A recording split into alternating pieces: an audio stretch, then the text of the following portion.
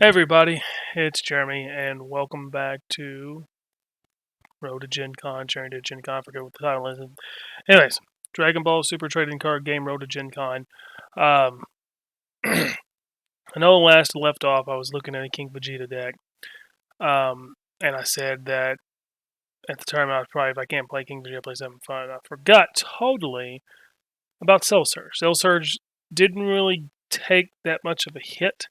I don't even think at all from the ban list or rattle list. Or might have been, well, Cell Surge did. But this version is still pretty good.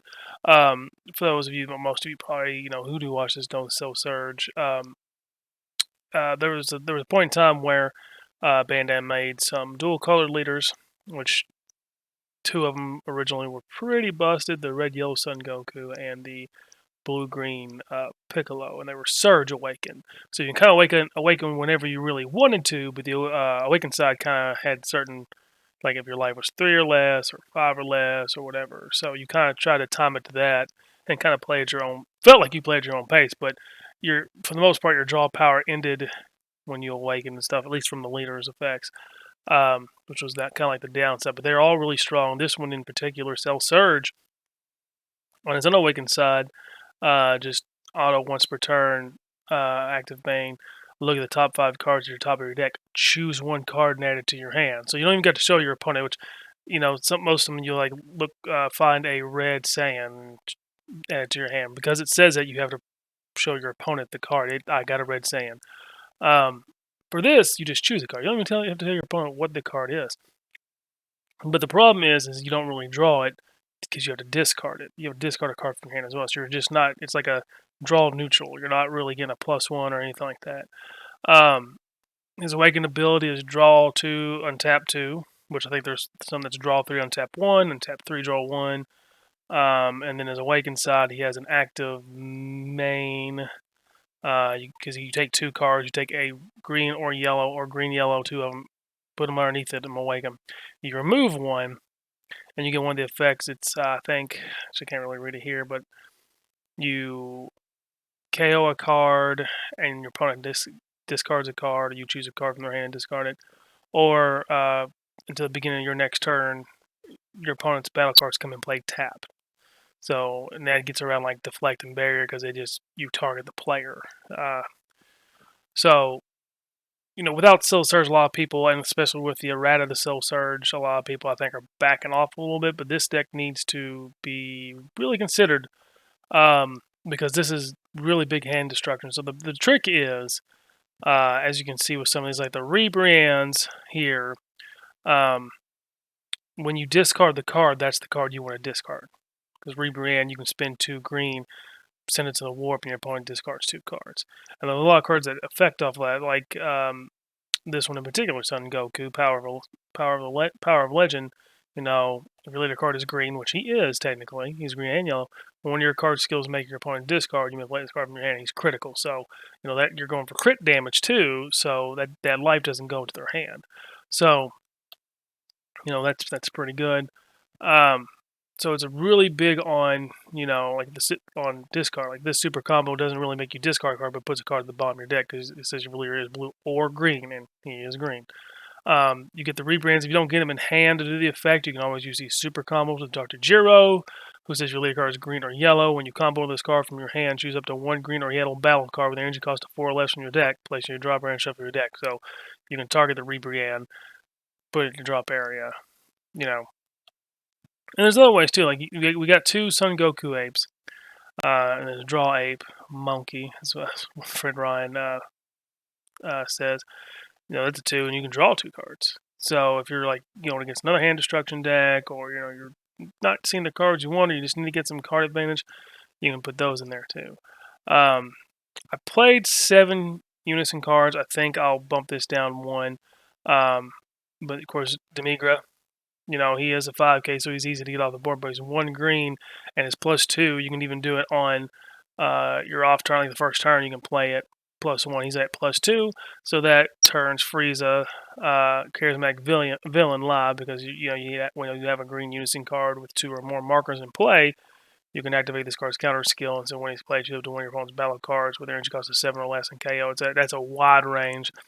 And then there's other discards. There's Dark Demon God Deborah works really good with. There's Dark Broly, because Dark Broly, this card's been errated. It says when the marker is removed from this card by non-keyword skill, your opponent chooses one card from your hand and discards it. So they were kind of future-proofing with Spirit Boost. However, this is a non-keyword skill. It says if your leader card is green, you may discard this card from your hand and choose one of your unison cards and remove a marker from it. So that's an active main, not a keyword skill. That triggers the auto once per turn there. So that's why that's paired in there. I only got 2 in there currently. Yeah, there's a good little mechanic to get around his little auto. Of course, if you KO cards with either this one, I think this KO's cards, or this one KO's cards. A lot of KO cards in here.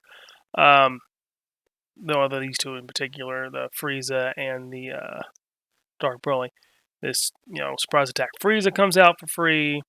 Of course, Zamasu, you counterplay something next turn. If that's still on board, you spend 1 green energy, play him. You sack that Frieza because he's easy to get 10k, especially in late game. And then even as it's 20k, when this card attacks, your opponent chooses 1 card in their hand and places it in the drop area, and he's indestructible. So you're going to have to, minus 20 him to even get him off the board, or blank him and then KO him. But really, really good card. There's a reason why it's still $55 on top of not being reprinted yet. And just now you're wondering how I get out. I mean, a lot of these cards I don't have, thanks to Ryan and DJ, who in my play group, that let me borrow the monkeys and the Zamasus. Everything else I think I pretty much had. I had one of these. I borrowed the second one. Everything else I think I pretty much had. Yeah, everything else I pretty much. But yeah, it's really good. It focuses on discarding. Like, you can have one really good turn to rip their hand, and then you just kind of ping away them. Now, the one thing that I did run into a lot, and I'll go into the tournament here while we're talking about that. I ended up playing this deck instead of King Vegeta or the Blue Beers. It was a fun deck. I did end up playing this deck. I did okay. Round 1 I played a Blue Hirudegarn deck with the green package, I think. Yeah, with the green package. And game 1, really well. But games 2 and 3, he adjusted, and I couldn't quite get there. He knew what he was doing. Good player, Dakota. Round 2, I played Ryan, but I can't remember what he played. What did he play? Well, anyways, again, same thing. Launch. He played Launch. Again, game 1, he didn't see his cards in his life that he needed to flip, or in his hand. He had a hard time seeing the cards, and I was able to beat him game 1. Game 2 and 3, he adjusted and made it. And I did play a sideboard. Didn't add it here today because it's in flux. So, but this is the main board that I had. Game 3, I played against another Hirudegarn deck, but I was able to 2-0 that one, unfortunately.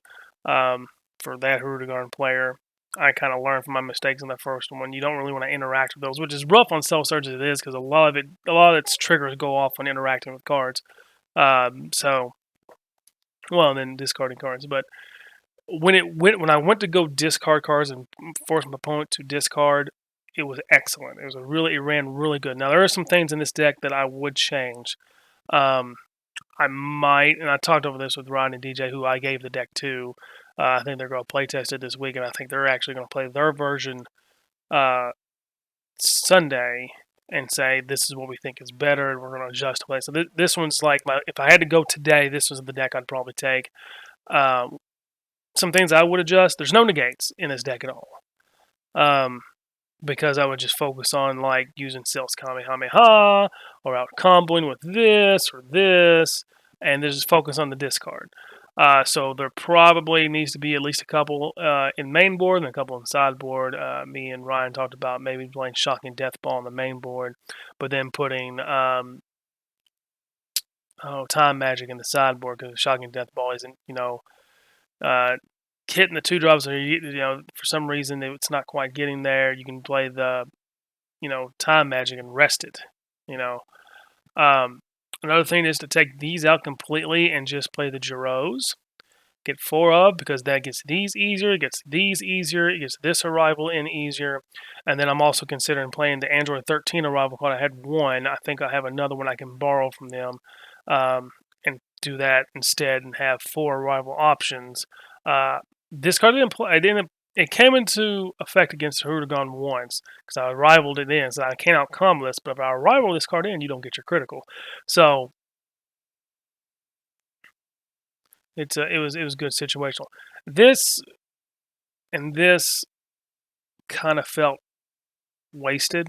The Frieza 4-drop, Dark Infestation, and the 1-star ball. I mean, I know the 1-star ball pairs with the Demon God to board, but you really don't need it. I mean, you're just only playing the Demon God for the Dark Broly Unison. But those are probably, I'm probably going to take those out completely. That'll be like the negates, and I'm also going to take at least 1 extra Dark Broly. It should be for 2. I think I'm going to have 2 Dark Broly, because I didn't play a ton of him. It was almost every turn 1, Demigra +1, go. This was surprisingly good. You just got to be careful when you do this one, because you don't want to have to warp like a monkey or a Rebrian before you use it. So you got to be careful with that. I use this using because it's the one I have. It did come in handy in I think in game 3 with Ryan, but he was still able to get over the hump. I know Ryan hates that card. I'm sorry. This was an excellent card. When I was able to get this thing on board and get rid of this, to get it or whatever, I think I even hard casted it once. It was so good. I was like, I'm hard casting at 5 and playing it. It's just really good. There's a reason why it's still that. Plus, it's hard to come by. This is also another sneaky good card. I try to have 2 of these in hand when I awaken, because they're just really good to keep the draw power going on the awaken side along with the monkeys.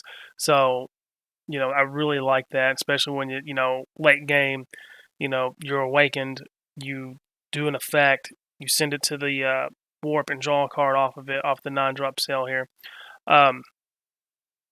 Really good late game, especially if you've already get them down 2 or 3 cards in hand every turn, and you just start getting card advantage late game. Now I will say what I'm not a fan of, what this deck really is missing, is a real big finisher. Of course, the big finisher for this deck is Silver Xeno, and most of my games with this deck, especially this version, I got to 5 energy. Now,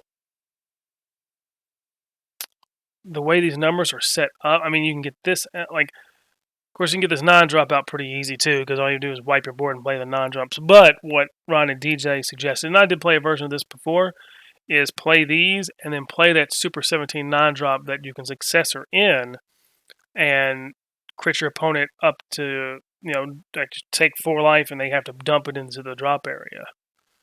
And it's 30k critical. So, it's a really good card. So you can go for a big turn, do that, crit their life, maybe make them discard something with one of the effects, or rebrand or whatever when you awaken, play that, and then maybe swing a battle card and KO it, play that. I mean, that's a big turn. You got 15k crit, 15k crit, and then another 30k crit. Big turn. So I'm liking how the deck feels in spots. I think Extreme Aggro beats it. Something that's super fast. I think King Vegeta would give it a hard time, just because he's just eating your life, and it feels like with this deck you need to be really energy efficient because of the monkeys. It was a chore playing this deck. It was a chore because I had to really think a few step ahead. Okay, I can't do it. I still was playing it, a turn at a time. So how much can I do this turn, and what do I not want to do, and what can I set up? So it's going to have its bad matchups, but overall, it's a pretty good deck. I ended up finishing 4th out of 9. The last game, I ended up getting a bye because everyone below me already had the bye, and then everyone above me beat me the way the tournament was set up. So I ended up finishing fourth. Not a bad showing for me in particular because I always finish last at these things. Um, but I'm gonna continue to work on this deck now. If you guys have any suggestions, any cards you would replace, or would you bump the monkeys up to 3 if I was able to get another one?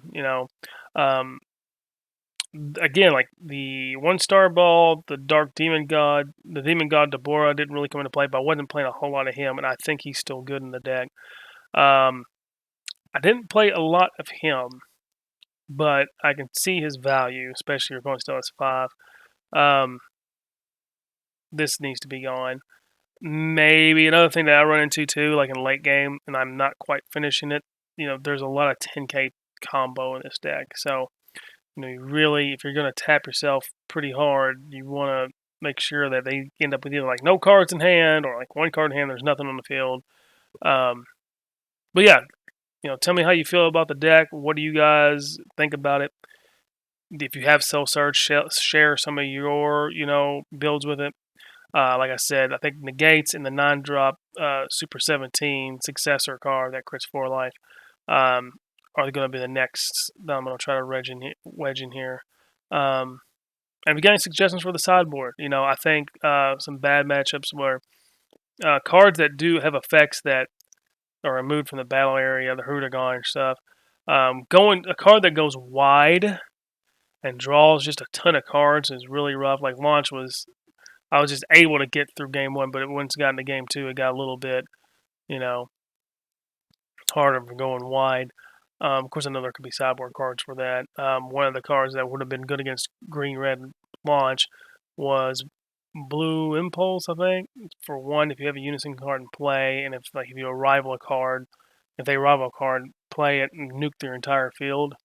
So that was, and I could have really used that against Launch, and I played 3 in game 3 and didn't see a 1. But let me know. Like, comment, share, subscribe. Tell me what you think about this deck. Tell me what you would change. And I will see you guys in the next one.